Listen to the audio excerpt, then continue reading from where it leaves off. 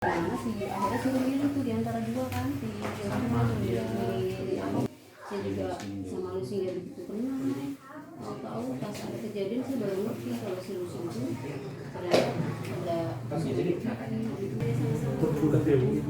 Makasih ya Pak. Iya. Bu, izin Bu, terkait gimana tanggapannya Polda Metro Jaya telah mengungkapkan kasus meninggalnya almarhum Bu. Tanggapannya Bu? Saya sangat kebingungan, saya kurang puas Mas, bukan kurang puas lagi, tidak puas dengan yang disimpulkan pihak kepolisian.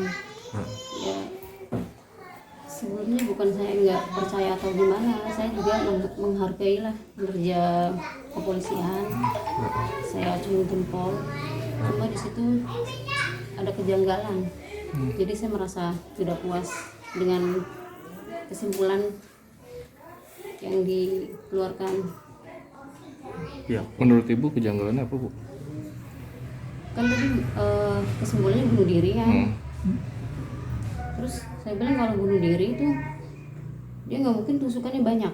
Di sini dada, tusukan di dada, ada beberapa tusukan dan itu dalam sampai menembus, yang saya dengar sampai menembus paru-paru dan jantung. Kan berarti dalam Mas ya, nggak mungkin dia mau nyambut terus dia pindah lagi ke leher atau gimana. Dan sebaliknya kan leher juga kan dalam juga Mas. Apa ada orang bunuh diri seperti itu? Logikanya kan gitu. Itu yang bikin saya janggal. Yang kedua, kenapa jasadnya bisa serapi itu?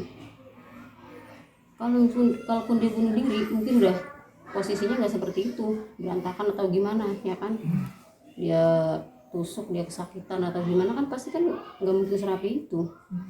Udah gitu posisi telungkup, kaki juga masih lurus, serba lurus semua, di bawah jasadnya ada pisau.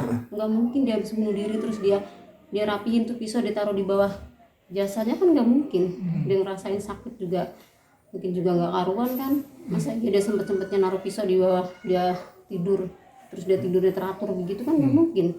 Udah gitu darahnya juga nggak ada di situ menurut penyelidik segala macam. Bapaknya juga kan lihat tuh darah cuma adanya di gumpal aja di tempat lukanya dia. Jadi tuh di TKP tuh nggak misalnya berserakan atau gimana, enggak. Kan kalau bunuh diri kan seharusnya kan dia mandi darah atau gimana, enggak. Meskipun hujan gitu, diguyur hujan atau gimana kan pasti di badan-badannya dia, di helm segala macam kan ada, itu helmnya bersih Mas, nggak ada tetesan darah sama sekali menurut itu bapaknya. Ayahnya kan ngeliat tuh helmnya segala macam tuh nggak ada, maskernya pun nggak ada darah, bersih. Jadi cuma ada yang di tempat dia luka aja dikit. Itu yang saya mengganjal itu saya Mas. Saya bilang kalau mengenai pisau yang katanya dibeli dari toko salah satu itu toko alat rumah tangga, itu saya pikir mungkin disuruh atau gimana, saya juga nggak tahu.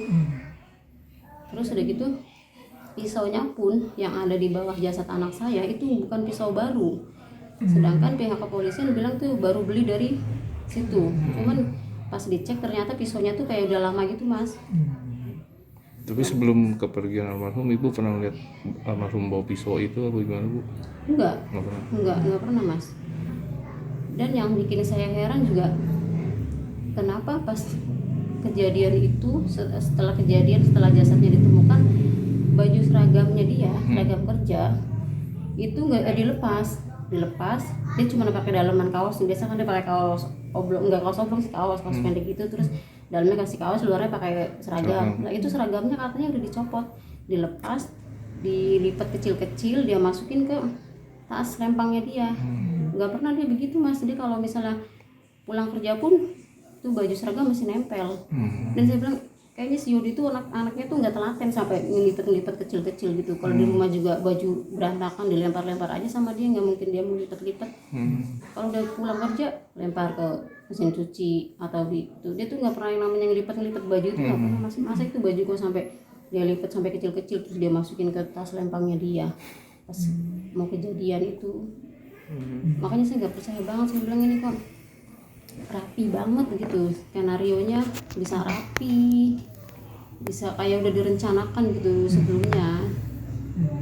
Makanya makanya saya nggak percaya saya anak saya bunuh diri mas.